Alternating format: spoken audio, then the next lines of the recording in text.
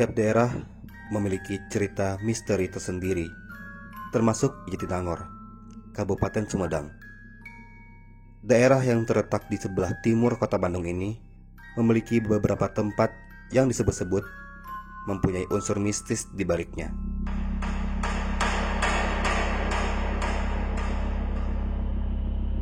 Tempat-tempat tersebut diantaranya Menara Loji dan Jembatan Cincin.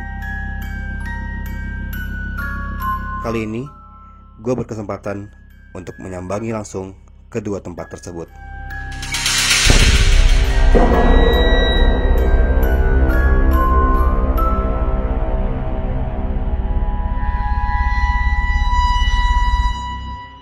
Menara Loji.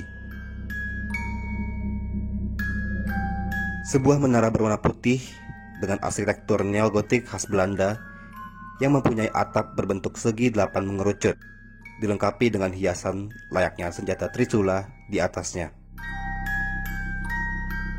Menara ini dibangun sekitar tahun 1800-an oleh seorang tuan tanah pemilik perkebunan karet sebagai penunjuk jam kerja bagi para pekerja yang berada di kebun tersebut. Inilah Menara Loji, salah satu tempat yang digadang-gadang sebagai tempat yang angker di Jatinangor. Jadi ini kita ke atas Menara Loji ini masih bisa kita kunjungi secara bebas karena tidak ditutup ataupun tidak dijaga dengan ketat oleh petugas. Dan ini sekarang ada di kawasan dikelola oleh ITB, dan dulu tuh sebelum dikelola dengan ITB ada yang mengelola namanya Universitas Winaya Mukti sekitar tahun 1980-an baru dikelola oleh ITB.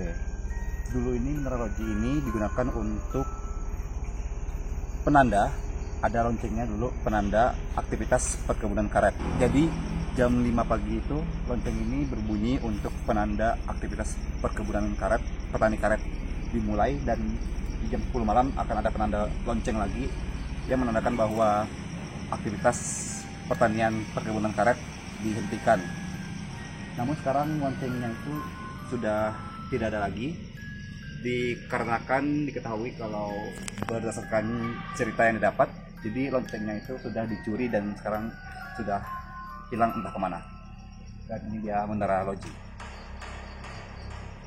Selain dengan kisah sejarahnya, Menara Loji ini kerap kali menimbulkan kesan mistis. Beberapa warga setempat mengatakan kerap kali diganggu oleh makhluk astral ketika sedang berada di sekitar menara ini. Sebuah program televisi bertema mistis pun pernah mengunjungi menara ini. Narasumber pun mengatakan bahwa ia melihat sosok seorang pria Belanda berjubah yang menunggangi kuda di malam hari.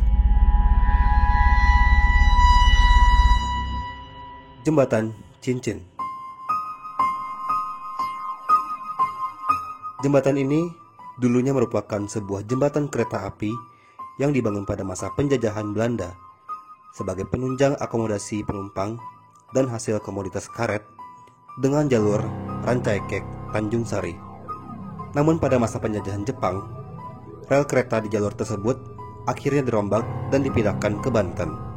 Hingga akhirnya yang tersisa hanyalah pondasi jembatan cincin hingga saat ini.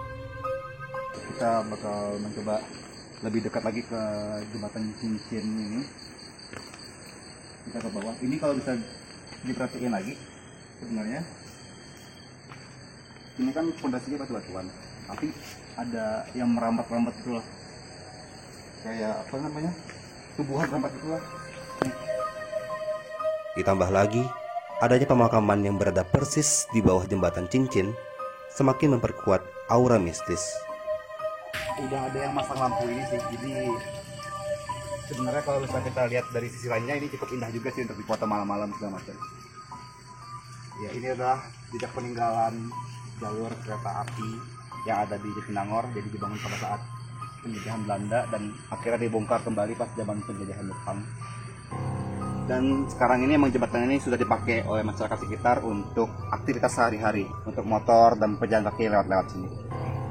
Sejarah tersebut meninggalkan sebuah kisah kelam, kerasnya sistem kerja Rodi saat pembangunan jembatan memakan korban jiwa yang cukup banyak. Hal tersebutlah yang tak ayal dihubungkan dengan kesan horor tempat ini. Di sebelah sana tuh ada pemakaman atau kuburan. Mungkin kita nggak bisa lihat dari sini sih. Kita harus ke sana lagi. Coba kita ke bawah lagi. Tempatnya agak basah sedikit tuh. Ini ada aliran airnya gitu.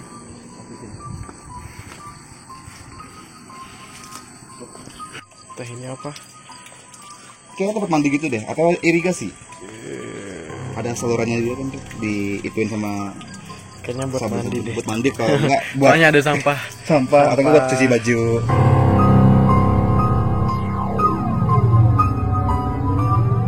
Nah, kesan mistis ini pun juga udah cukup berkurang karena sekarang udah ada apartemen di sebelah sana, dan apartemen pun juga kayaknya yang tinggal di sini juga bisa melihat langsung jembatan cincin ini dari malam. Angker gak ya?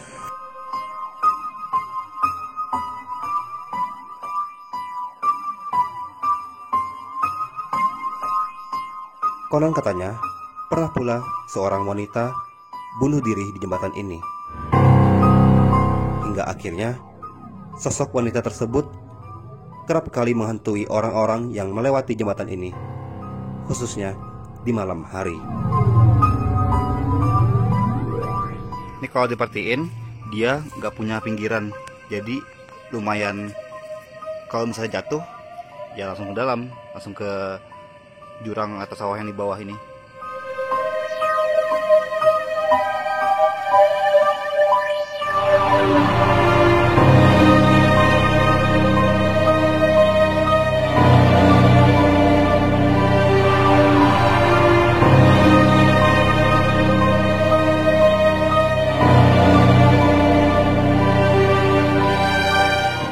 Sekarang kita sudah berada di atas, persis di atas dari jembatan cincin Jatinangor, dan bisa dilihat kondisinya sepi sekali ketika malam-malam, dan lumayan lah untuk kalau misalnya kita mau uji nyali di sini. Konon katanya dulu ini ketika pembangunan pada saat zaman penjajahan Belanda yang biasa kita tahu dengan kerja Rodi, pembangunan ini pun juga cukup banyak menyita korban dari jajahan-jajahan Belanda, dari orang-orang yang membangun jembatan ini, dan banyak juga korban yang meninggal. Dan cerita itu juga menambah kesan mistis yang ada di jembatan cincin ini. Di bawah sini pun juga terdapat makam atau kuburan persis di bawah jembatan ini, yang semakin menambah aura-aura mistis di jembatan ini. Dari cerita-cerita warga setempat juga banyak yang mengatakan pernah diganggu atau mungkin dipanggil ya ketika melewati jembatan ini. Ada yang mengatakan namanya itu adalah Neng Ningsih. Jadi Neng ini memanggil-manggil orang yang melewati jembatan cincin, dan mungkin kalau sekarang belum ada yang manggil ya.